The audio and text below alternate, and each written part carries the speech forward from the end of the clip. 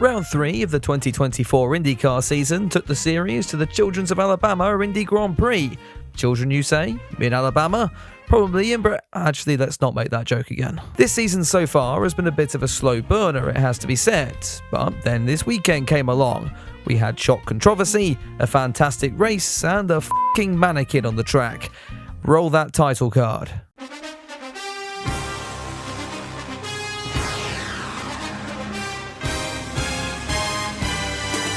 That was a snappy intro, as we have a hell of a lot to dive into this week, starting with the news. And thank you Team Penske. The one time I talk about the driver standings in these videos, and you decide to get 2 of your cars disqualified just as the video goes live. If you somehow have no idea what I'm on about, almost a month after the opening race in St. Pete, Indycar were made aware of the Penske cars using push-to-pass on the restarts, which everyone besides Joseph Newgarden apparently knows you're not allowed to do. The American and teammate Scott McLaughlin were therefore disqualified from the St. Pete results, with the third Penske of Will Power being docked 10 championship points because he didn't have butterfingers apparently. If this wasn't awkward enough, Penske is of course owned by Roger Penske, who owns Indycar, and this system may have been on the cars since August of 2023.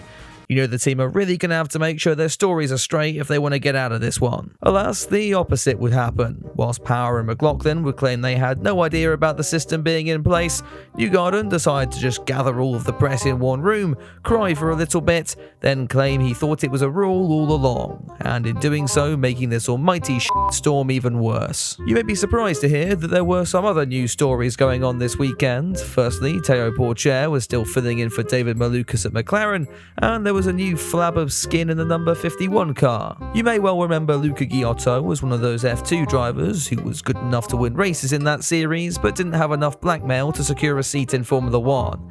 He's thus been peddling around in sports cars for the last 4 years and now will be back in a single-seater again. Guess it's a shame it's possibly the worst one in the entire field. I'll also mention it now as my paedophile joke from last week made me forget all about it, but Prema announced about a millennia ago that they'll be joining IndyCar in 2025.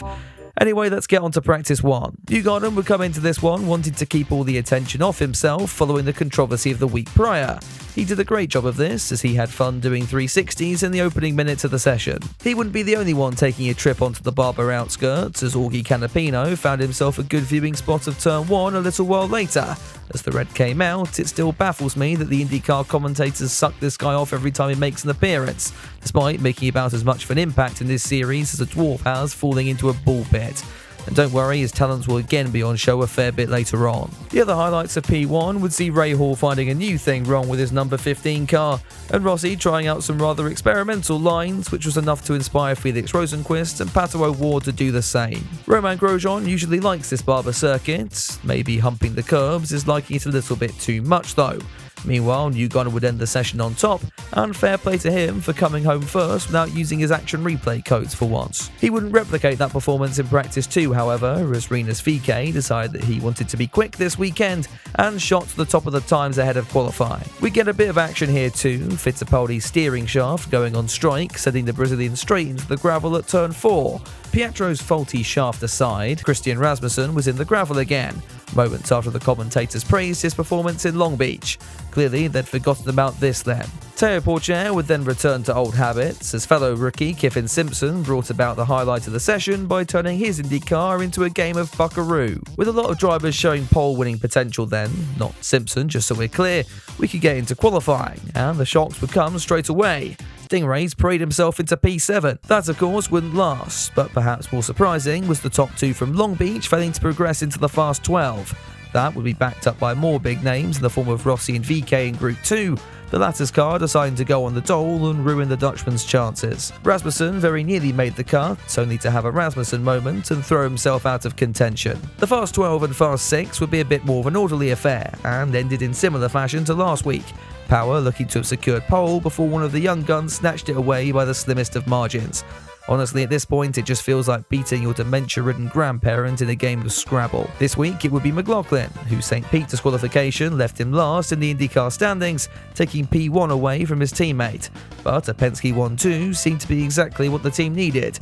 Didn't shut us all up though. All we're left with now then is the race itself. McLaughlin would lead the field to green as VeeKay took his frustrations out on poor old Stingray into turn 1. That saw several cars drop to the back of the field, but let's be honest, they'd be down there anyway. That crash wouldn't be the only drama in the opening laps, as Pato O'Ward had seemingly been replaced by a terrorist, almost wiping out Lundgaard before successfully eliminating Fittipaldi.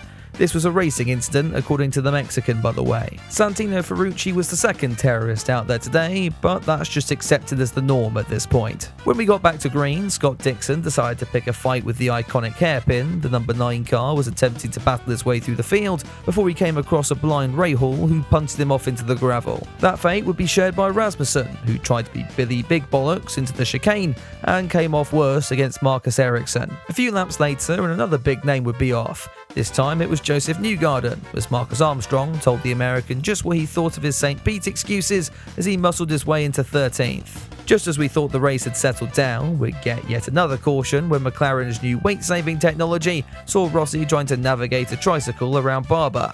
Surely this would be the end for the strange moments this weekend.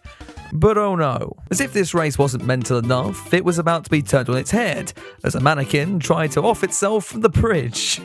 No, I'm not making that up. Indycar fans would really bite your hand off for a good Indycar race. Good thing Georgina's here to make that a reality. Somewhat incredibly, as I compose myself here, Indycar didn't feel the need to hand out a caution for the new paraplegic on the sidelines. So Stingray Rob decided that he'd be a good Samaritan and rip his steering wheel off instead. The best line I saw for this one came on X though, and credit here where credit's due. Stingray Rob saw that sex doll on the side of the track and his and his first ever bonus sent him into the wall. That did bring out a caution and gave the AMR safety team the chance to take Georgina to the Children's of Alabama Hospital. I'm sure she'll fit right in. Stingray, pray for me, I'm going to hell. We'd get going again, and I'll be honest, I was still crying too much over Georgina here to work out how Power and McLaughlin had lost the lead, and that Ferrucci was now heading the pack. The 14 car now led from Linus Tech Tips as we got into the final third of this one. McLaughlin would cycle back up to the front as the leaders filtered into pit road, as Newgarden continued his villain arc by punting Blomqvist off the circuit. Further back, in fact a lot further back given who we're about to talk about, and Canapino would strike yet again, this time spinning Rasmussen, who had suffered enough by this stage surely. This rather upset the young rookie, who showed the world that he didn't need an Argentinian to mess up his race. He's quite capable of doing that on his own. That spin, with 5 laps remaining, brought out yet another caution and put the leading Penske's at risk. Lundqvist, on the alternate strategy, was ready to pounce in third, and as we went green for 2 more laps of racing, it seemed like Power was given the order to identify as a roadblock for the Chip Ganassi car behind. Either that or this was his genuine pace, you just can't tell these days. That allowed McLaughlin to sail off into the distance. We haven't had to mention him much, as while the world was ending behind, the Kiwi had mastered things beautifully. In a weekend full of so much controversy for his team, he did what a lot of people probably didn't want him to do, and dominate to take his first win on the year. Power would follow him home in second, with Lundqvist taking his first IndyCar podium in P3. Overall, what a race. I mean, I did spend the final third making memes about Georgina here, but finally IndyCar was back to doing what IndyCar does best. Getting me views? No, sorry, I mean entertaining racing. Yeah, that's it. Let me know what you thought of the race down below, and before we do thank the patrons for everything they do, I've got one last thing to show you.